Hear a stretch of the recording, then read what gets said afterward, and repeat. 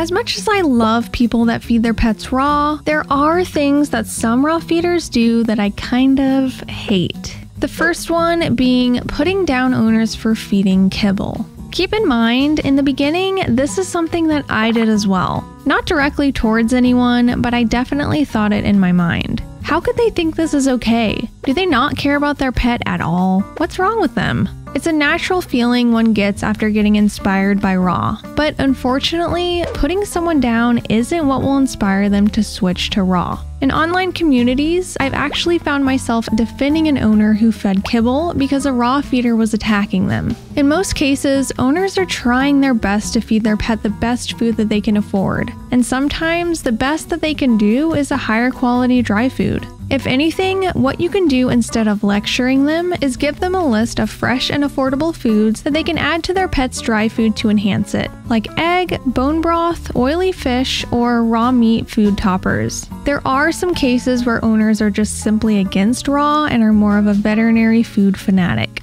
At this point, it's best to just agree to disagree. The second one being not listening to critiques. When you're in charge of developing your pet's diet, you need to get used to the fact that you may not be doing something perfectly. There are many things that play when it comes to an animal's ideal diet, such as their species, age, activity level, and weight, as well as more specific things like gender, if they're fixed or intact, or if they have any health issues. What we know now may change later. We're still constantly learning about human nutrition, so there is so much more we still aren't sure about yet when it comes to animal nutrition. Making your pet's diet yourself is totally doable with time and research. But if someone suggests a change in the diet, consider their reasoning and why they came to that conclusion, especially if it's multiple people advising the same thing. The third being bashing veterinarians. Having worked a few different roles in veterinary hospitals, such as vet assistant, vet receptionist, and kennel tech, I've worked with over a dozen vets in my life, and not one of them had any ill will towards animals. The idea surrounding conventional veterinarians has become so skewed in the raw feeding world that owners now think that they're simply in this profession for the money, and that they suggest poor quality foods on purpose so that the pets come in with health issues that they can charge the owners for so they can treat it.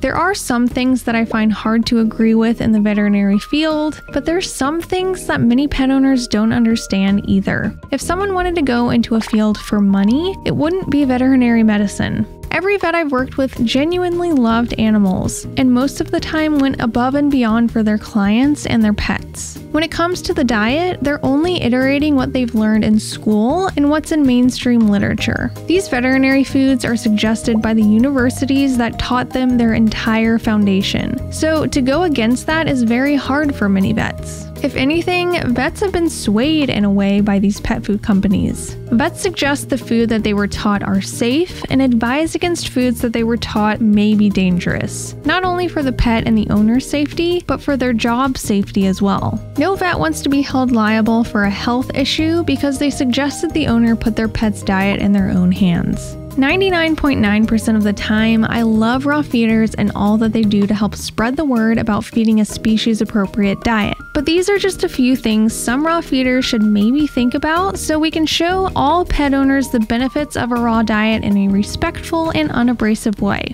Want to know what I don't like about the raw diet? Watch this video.